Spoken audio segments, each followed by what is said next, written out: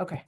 Okay, we are ready. Got it. All right. Thank you all for being here today. I'm really pleased to introduce the topic today, where last week we were talking about some of those core relief programs in the context of drought that are available to folks, and Administrator Ducheneau really laid those out well for us. This week, we're going to be shifting a little bit to talk about climate adaptation, and specifically the need for adaptation in our first talk with Dr. Zachary Hoylman, and some of the adaptation programs that are available through the NRCS. So it's my honor to introduce my colleague, Dr. Zach Hoylman, who is the Assistant State Climatologist for the Montana Climate Office here in Montana, and a research professor in the Department of Forest Management. Zach has done some really foundational research on water and hydrology and hydroclimatology in forest settings, and then recently has shifted most of his attention towards studying the phenomenon of drought and contributing on a weekly basis to drought monitoring here in Montana and across the northern tier of the US. He's going to be talking to us a bit today about non-stationarity in drought climatologies. And so with that, I'll hand it over to Zach. Beautiful. Thank you so much for the introduction. Kyle, can you give me a heads up? Does that look good? Sure. Okay. Fantastic. Well, thank you all for inviting me to be here today. I'm really excited to talk about some of our recent research entitled "Drought Assessment Has Been Outpaced by Climate Change: Empirical Arguments for a Paradigm Shift." And I'd like to, of course, acknowledge my co-authors in this work, Kyle Baczynski being one of them, and then also Kelsey Gento, who's our state climatologist in Montana. And before I get started, I just want to take a quick moment just to kind of make a statement about what this research is and what this research is not. This research represents an analysis and a quantification of the impact of climate change on drought severity assessments across the United States using contemporary drought methods. And while we do question in this work some of the conventional methods that we use for calculating drought models, such as the Standardized Precipitation Index or others, we in no way seek to undermine the important work of drought monitoring across the United States. Okay, so to begin, basically in this talk, I'm going to tell you a little bit about why drought assessment does not account for climate change, and really try to impart upon you the importance of the reference frames that we use to contextualize drought severity across the United States. And I think it's really important to start kind of back at basics and remember that drought is by definition an abnormality in dryness. And what that means, of course, is that it's a relative phenomenon in space and time that is temporary and often cyclic. And so when we think about what kinds of abnormalities constitute drought in certain locations, for example, in the Pacific Northwest or down in the arid Southwest, it's just as important to understand what is climatically normal or what average kind of conditions are and average variability about those conditions are for a given location. And when we think about climate normals or average climatic conditions, of course, we think of 30-year reference periods that update every 10 years. These are the common kind of climate normals that we use. And we've shifted to a new climate normal very recently, of course, the 1991 to 2020 climate normal. And the purpose or the objective of updating climate normals over time, of course, is to account for climate variability and change. But this is very different than conventional drought assessment methods where we use and prefer to use long climate records when describing and defining drought severity. So for oftentimes we're using 100-year data sets or even longer in some cases. Think of, gridded data sets like PRISM that we use for assessing kind of drought conditions across the United States. And often when we use these really long climate records, we're actually making the assumption that climate is stationary over time. And by making that assumption, we're of course not accounting for climate change or long-term changes in aridity or that central tendency over time.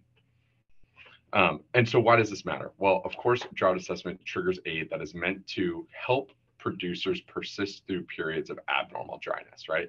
We have these risk mitigation efforts in place and programs that provide this relief that's really critical for our national agri-system to persist through these periods of abnormally dry conditions. But of course, aridification is a whole different beast, and it's leading to more frequent drought declarations in some locations. And kind of the punchline is that the changing character of drought requires adjustments to our monitoring, which is something I'm going to be talking about today, our relief programs, and of course, our adaptation programs. So if we were to boil this down into some recommendations, what am I really saying here? Well, what you're going to see in this talk is that I'm going to argue that we should be leveraging the 30-year normals concept into our drought assessment methods.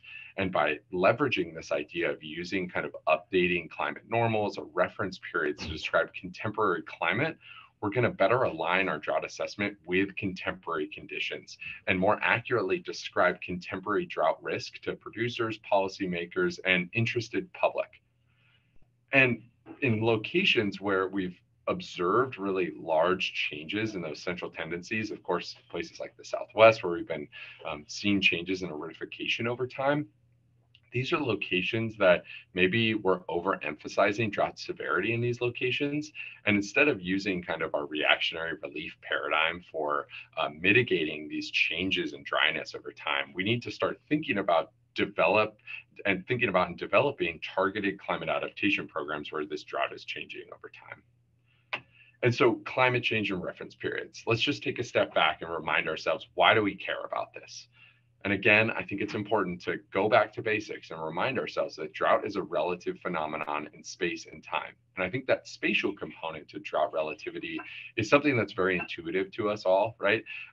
For example, the amount of precipitation that constitutes a drought is very different in a wet environment like the Pacific Northwest when we compare it to an arid environment like the Southwest.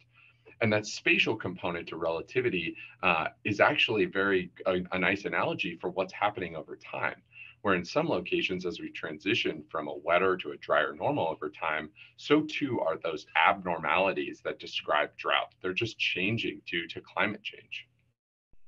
And if we don't take kind of a shifting reference frame approach to describing drought severity, then there's going to be locations that are in perpetual drought or water surplus due to these changes in baseline conditions and aridification. And I think this is a really important conversation that the drought community needs to have, where if in some locations we've transitioned to a climatic state where drought is our average climatic condition, is that location really in drought, or is that location in arid conditions a new normal that is, albeit much more arid than perhaps earlier in the 1900s, for example?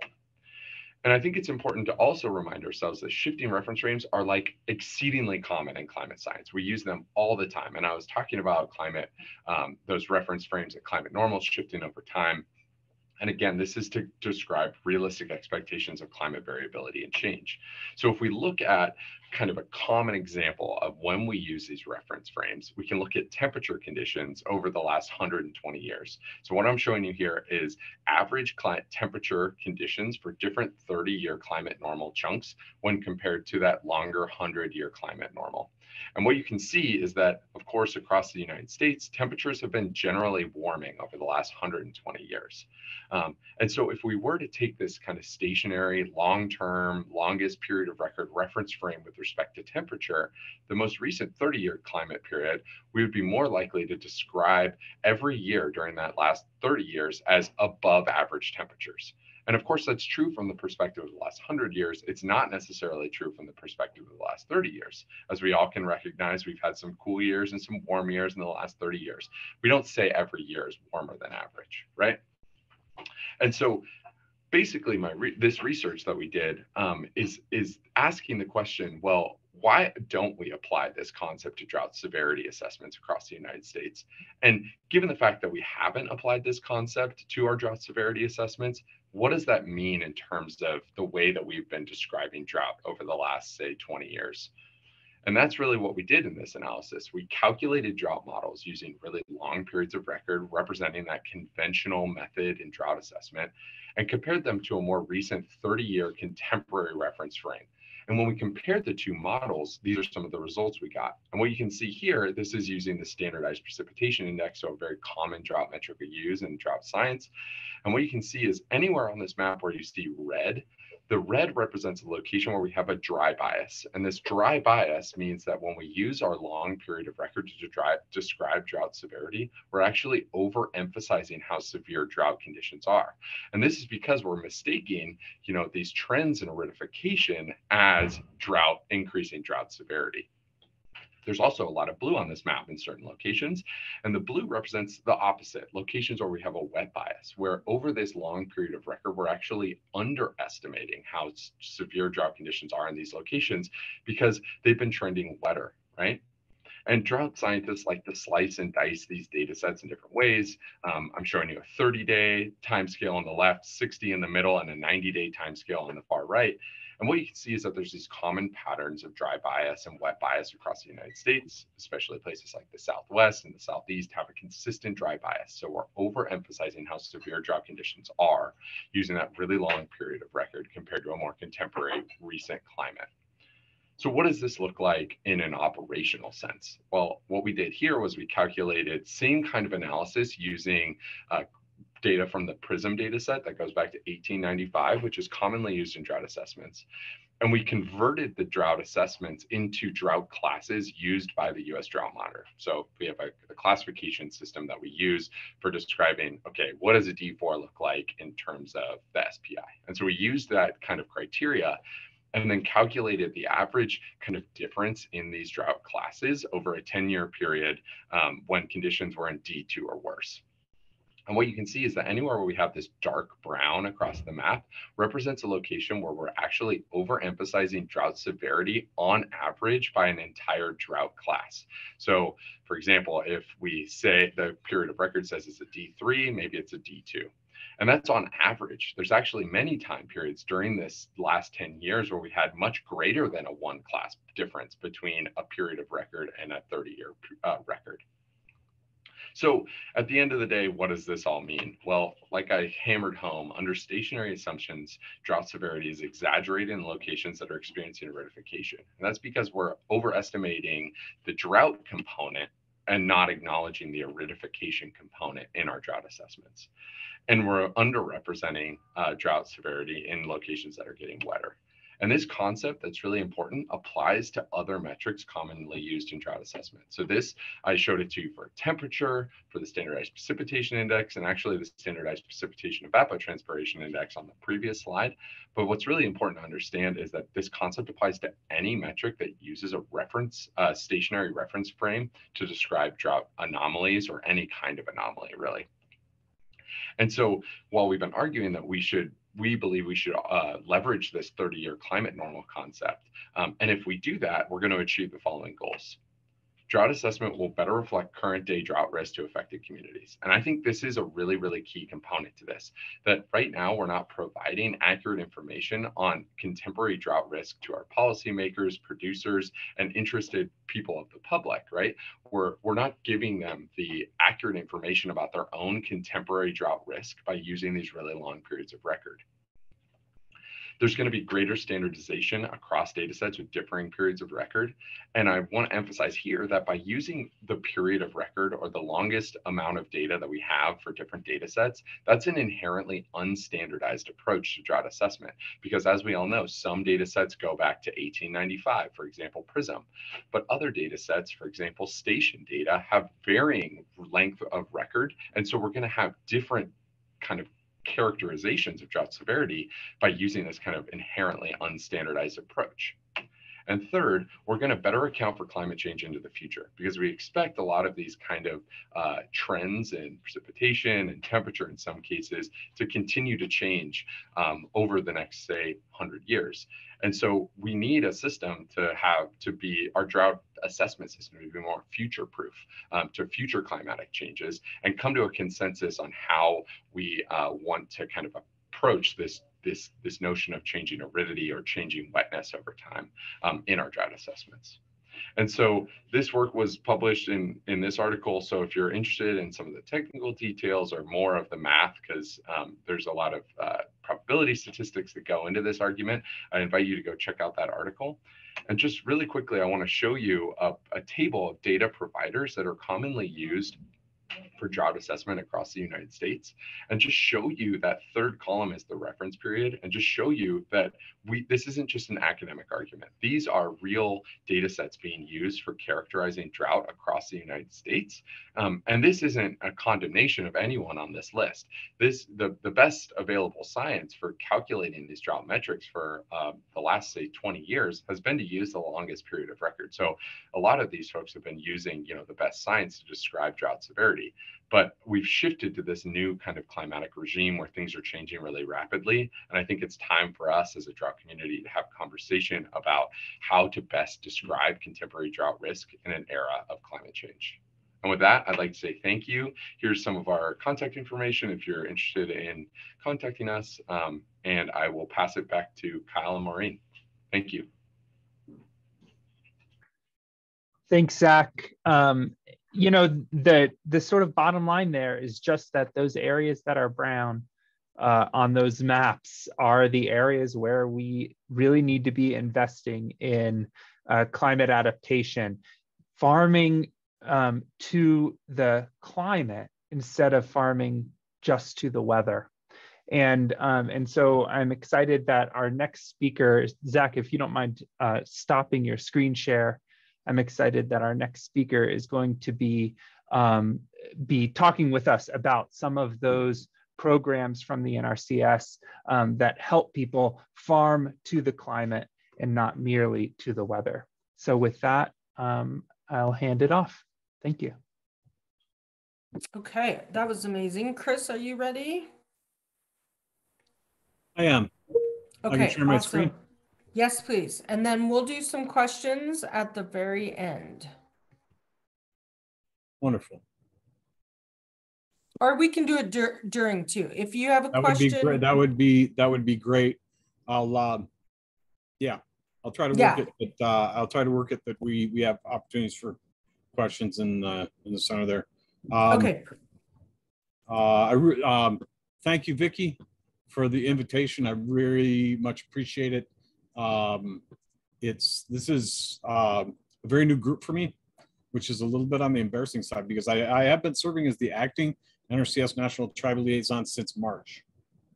So thank you so much, Vicki, for this opportunity and the other opportunities that you afforded us with the NRCS. Yeah, thank you for just being willing to jump on. We are excited. I had no idea, what had happened, and so. We're very excited as well. For a number of reasons I'll kind of get into here, but I'm acting right now. My regular job, I serve on the program staff at the Natural Resources Conservation Service in the state of Wisconsin, and as a part of those duties, I serve as the state tribal liaison and a liaison to the Ho-Chunk Nation. Vicki asked me to come today to talk a little bit regarding opportunities for NRCS programs to help producers with climate change adaptation and drought mitigation. Things are going to be changing pretty quickly for us in the Natural Resources Conservation Service. I appreciate the opportunity to come here today, and it would be great if we could have some involvement in the future. We do have a great opportunity that's coming up for the Natural Resources Conservation Service with the passage of the Inflation Reduction Act. Part of that act included significant increases in funding for the Natural Resources Conservation Service in the areas of climate change mitigation and adaptation. It's very substantial, the change. It's a little bit scary for us as an organization because that money may be around for 10 years or 15 years, but gearing up for it's going to require us to be in a better place when it comes to working with partners who, for the most part, are ahead of us when it comes to understanding climate change adaptation mitigations and strategies that apply. So we're going to be learning, we expect to be learning a lot from tribal nations, tribal organizations such as yourselves, because we do have means of, we go through an annual process to kind of upgrade our programs, particularly our environmental quality incentive program and our conservation stewardship program. We go through a normal process each year to be able to improve that program so that it reflects two things. It reflects best practices, current best practices. So they're changing in a hurry on a lot of things, not just climate change adaptation mitigation. The other thing is we're constantly working with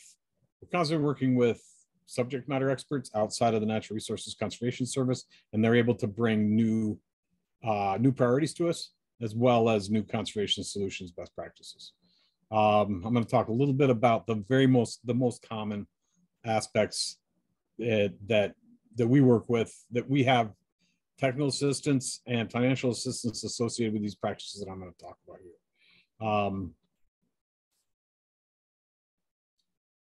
They really fall into for the most part, it's the environmental quality incentive program. It's the 900-pound gorilla in the room. It has by far the most conservation or technical assistance and financial assistance associated with it. It's over $1 billion. This is our bread and butter program for providing technical assistance in the form of engineering assistance or subject matter experts to develop a plan, but also financial assistance to offset the cost of doing the right thing, right? Falls into 3 categories: irrigation efficiency improvement. Prescribed grazing is kind of sound specific, but it's one of the primary strategies for climate change adaptation in a lot of the country. We're able to assist with. Also, improved soil health is a significant. There's conservation practices that have a significant impact on climate change adaptation. Start with irrigation efficiency. We have 2 highly inefficient systems on this slide. Surprisingly, the watering can is much more inefficient than the old style center pivot irrigation that has the birds up top and spreads the water like this. Really, from a practical standpoint, we're able to work with both of those systems. If we we still work with producers that have that old center pivot.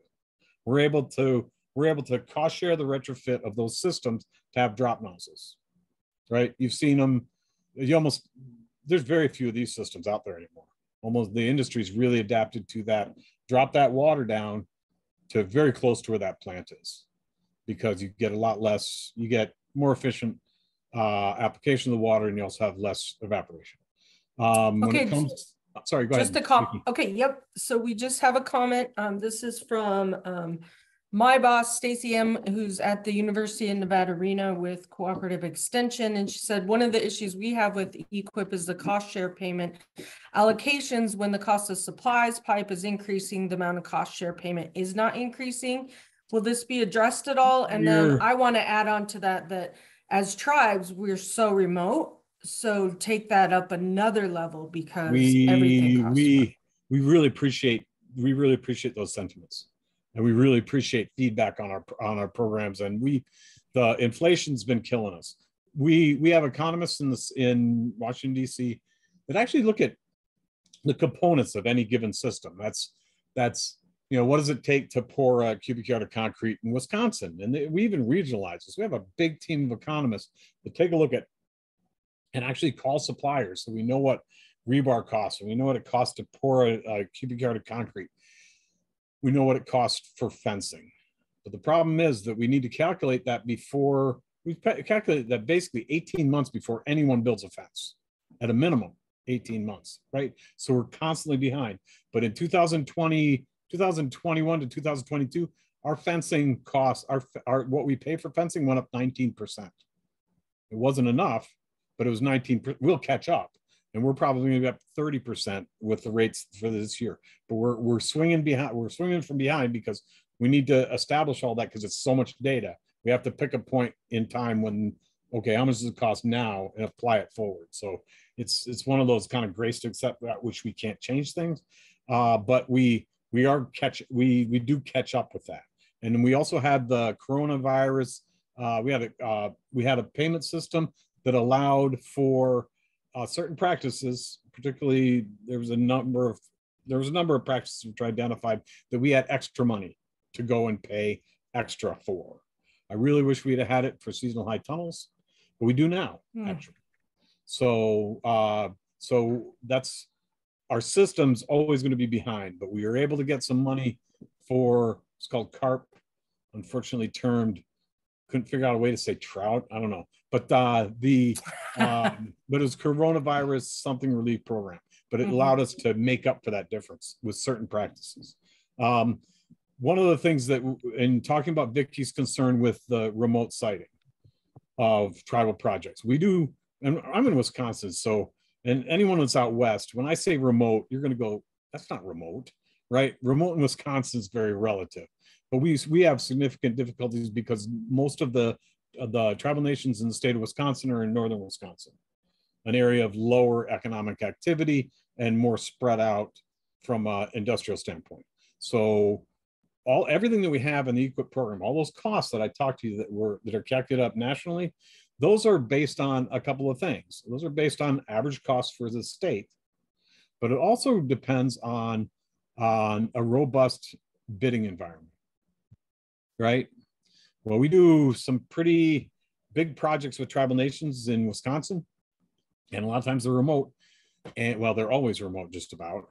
And there's also, I don't know how many of y'all work with contractors, but they're looking at this project, and the tribal nation, sometimes they're lucky if they get one bid, right? And they're sort of fighting for that one bid. So it's not like not like you have three competitors that are going to try to get that bid, work hard to get that bid. So a lot of times that one bid that comes in, the guy's like, oh, I got a busy summer already, and it's a tribal project. I don't know if Davis Bacon applies to it. All of these things that go into that thought process for a small business, they end up high balling the bid, right? Well, the project still has to take place. So thanks to a lot of lobbying on the part of tribal organizations and tribal nations, we have the ability to enter into alternative funding arrangement with tribal nations, enter into an agreement with, not with a tribal producer, but with a federally recognized tribe to develop an agreement that we're going to plan the project, we'll engineer it, we'll get some bids, and we'll pay 90% of costs not to exceed. All right, we have a question from Maureen. Hi, Maureen.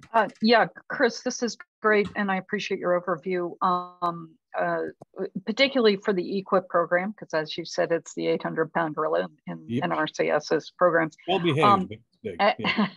How does the concepts that Zach was just talking about, Zach and Kyle were just talking about, if we're looking at long-term aridification in certain areas, if we're looking at the impact of drought being more pronounced in those areas that are growing wetter with climate change, how do you account for that in how you are looking to allocate resources, or are you? And is there an opportunity to have that kind of adaptation approach rather than just simply responding to drought declarations? We've been much more focused from a financial standpoint on the concerns that don't take into account that things are getting warmer. It's our fault. We need to do something about it, right? But we've had conservation practices that can have a positive effect on it. But we've devoted a lot of our resources to, say, phosphorus reduction to surface waters, right? We need to devote more resources to to climate change adaptation mitigation. That's the thing that the Inflation Reduction Act does for us.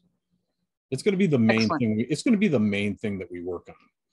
It would really help in working with the climate hubs to be able to get, and we're hoping that we've got staffing to get there, because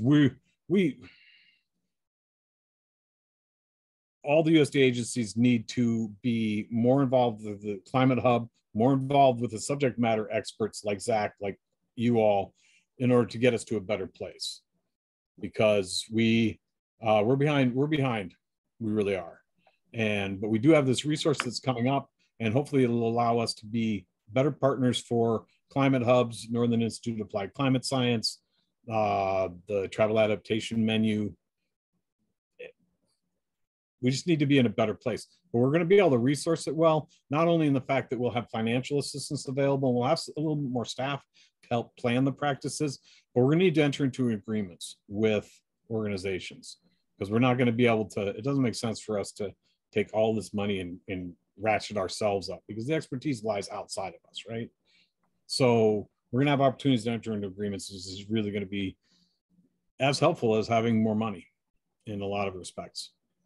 That's really helpful to hear, because our partnership with the climate hubs is our reach back into USDA. So our native climate project bridges between our connections into Indian country and the climate hubs, which have broad reach across into USDA. And part of what we're trying to do is kind of short circuit the communications so that you hear what's going on the ground, and your programs can adjust to what we're actually seeing happen in Indian country.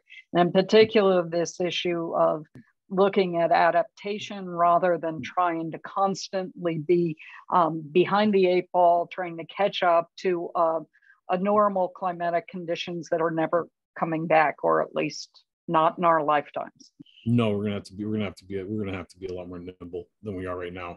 And Thanks. you all know NRCS has been around for a long time. We have our field office technical guide. We have this incredible conservation practice standards that were developed by subject matter experts outside of the NRCS for the last 100 years almost, right?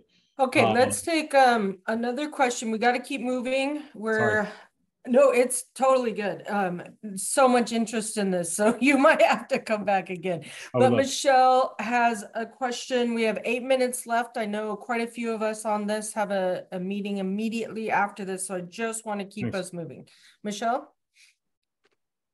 One of the things that I'm doing right now is I'm really beginning to venture into where and how we can foster our partnerships with the private sector, which clearly, as you have noted, are like space ages ahead with regards to innovation. And just a side note, I did a climate change fellowship in the spring, which really kind of opened up the shell of all of the many different kinds of private climate tech adaptation companies that are actually coming into the field right now. And I'm just curious to know if USDA is purposefully looking at the private sector and climate tech as a possibility for where and how it bridges into your programs and can bridge into communities.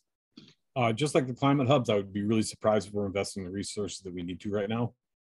But we have the ability to with the increasing resources here. But I completely agree with you. We have a little bit. One of the things we are adapting to is the fact you've been in a, I don't know how many you've been in a pretty new tractor lately. We need conservation showing up on that heads up screen. We need the manure setbacks. We need conservation in there, and we understand that, but there's a lot of things we don't understand. I'd really be interested in talking with you after this. I'll send you an email and just to see if we can talk a little bit further, because our science and technology they know we're behind and we need to catch up. So I'll put my email in the chat for you. Thanks. Thanks. Yeah, or I can connect you guys in an email, which makes it super easy. Yeah. Things are changing fast and we're behind.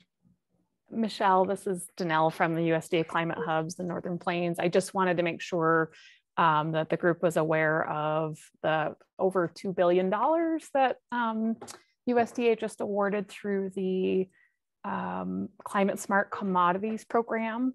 That was through the Crop Commodity Corporation. And that one is very much really heavily emphasizing private industry. They led most of those proposals. So I'll put a link in the chat box for anyone who hasn't seen the announcement about those awards, but that one is very heavily private industry focused. And I'm hoping that they'll reach back and start partnering with the public sector too. We couldn't be involved in the development of the proposals, but hopefully we'll get connected with each other here soon now that those have been awarded. Excellent. Okay, Chris. Wonderful. Just the next thing, prescribed grazing is one of the primary. It's probably the largest scale climate change adaptation and mitigation impacts. That it's one of the biggest changes that's happening on the landscape right now.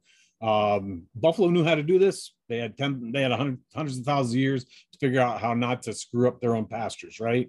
They moved when they needed to move. They didn't all sit around the water cooler and beat the ground to death down by the creek, right? Cows aren't that smart. Well, and all livestock needs to be confined now because it's a different circumstance. So new fencing technology gives us a nice opportunity to make sure those cows have a healthy mouthful of grass in front of them at all times. One of the primary principles of soil health and increasing infiltration, increasing the soil, micro diversity, and capturing carbon is having livestock on the landscape. Great technology out there. There's fantastic fencing. You can't grab a fence like you used to be able to. It'll knock you to your knees. Lots of nice things are happening in this realm, including virtual fencing. And we need to be where we're at on this, but we do have good technical assistance and financial assistance available for range and for, this is Wisconsin, obviously not range, but we've got nice opportunities along those lines. Works from a business standpoint, works from a mitigation adaptation standpoint, because grass is going to grow better if it gets a break, right? And that's what this is all about. And we can do water systems with it too, because a lot of times right now, the cattle are down in the creek. That's the only place they have for water. We're able to do wells. We're able to do pipelines. We're able to do tanks, because that has to happen in order for this to happen. So the other thing, just in general, building soil health is drought mitigation. It is, because of the tilth in the soil isn't where it needs to be. The ground cover isn't where it needs to be. The soil health isn't where it needs to be. Sites are going to be droughtier. It's just sort of the way it is. But we do have a lot of practices that do ameliorate or do improve soil health. And here's just a short list of them. And we do have proper incentive for these management practices to be implemented. And finally, when we reach out to tribal producers, it's always within the context of tribal governments. They're knocking on doors, just like we wouldn't walk up into Canada as an NRCS employee and start knocking on doors going, hey, are you interested in our watershed project? The service to tribal producers, just like service to tribal nations, is integral to meeting our tribal trust responsibilities. We know it's not an equitable partnership. We very much appreciate the patience and goodwill that's shown by tribal nations and their tribal natural resources staffs to help us essentially do our job to get to a better place. We don't have market penetration. We work with almost every single dairy farmer in the country. We work with probably 7% of the tribal producers. We got a ways to go before we get anywhere close to something that would be considered equity. Did you say 7%? Maybe 7%. We don't have a good number on it. No, man. I'm surprised. We don't have good numbers on it, because we're a little bit reminded that being a tribe, we're really our tribal trust responsibilities of tribal citizens, right? A lot of our data is just based on people that identify as American Indian, Alaska Native, not necessarily citizens of sovereign nations. So it's hard for us to pin down numbers, but we know one number. We've worked with 100% of the dairies, right? So that's what we need to get to, right? 100% of the corn and soybean producers. We worked with every single one of them, and we probably worked with their grandpas, right? So we do work with tribal organizations, tribal nations, and they improve our programs every year, which is good, because a lot of what we're going to learn about climate change mitigation and adaptation is going to come from tribal nations, tribal natural resources departments, and tribal partners of those folks. Eligibility for EQIP is really straightforward. The person needs to have control of the land. There needs to be agricultural production taking place on that. And that's not you're selling pumpkins at the farmer's market. If they're out there going, I collect ginseng on this. Well, guess what? You're an ag producer, right? Even if you don't sell it. And the big sidebar for us is we need to be solving a problem. So if you have something going, I would really like to have irrigation on this land out here that's not irrigated right now. We can't go create an irrigation system out there, because that's not solving a problem, right? So anyway, that's short course on it. I really appreciate the opportunity to be here, and would appreciate the opportunity to come back and understand the expertise that you all have. Yes, I would love to do that. Like we talked last week, I would love to get with you in Vegas during IAC, visit about this group and the extension portal of Indian Country that Erin heads up at NIFA. She's our national program leader. And but thank you so much. I know it's 1 o'clock. I put Chris's email in the chat, so everyone will have that when I send it out. But as always, send me any questions and I'll get them to Chris. I have a question for you, Chris, but I'm going to email that to you just so I can let everyone get to their next one. And again, I appreciate your availability at a very short notice. And, you know, like I said, skipping your other meeting, we will make sure and change this so we don't have a conflict, because we certainly want to make this accessible to anyone that wants to be on it. We're going to visit our economy as we are raising interest rates and all of that next month. And then in December, we will not have a meeting. We just want to encourage everyone to attend the Intertribal Ag Council's national meeting, either in person in Las Vegas or, and I'm not sure they have this option, but if they do, virtually. I also, to all the FERTEP agents, there's a special FERTEP rate to go there. We're going to be having a meeting on Monday.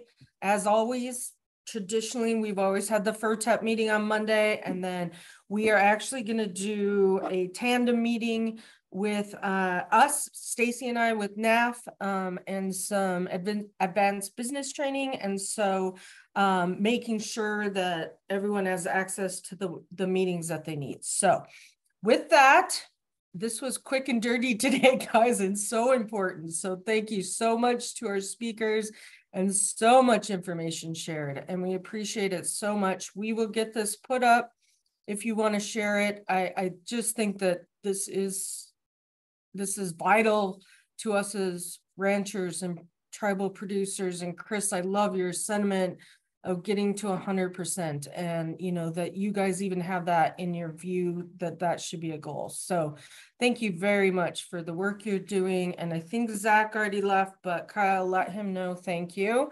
Any last comments from anyone? No? Okay, well, everyone have a good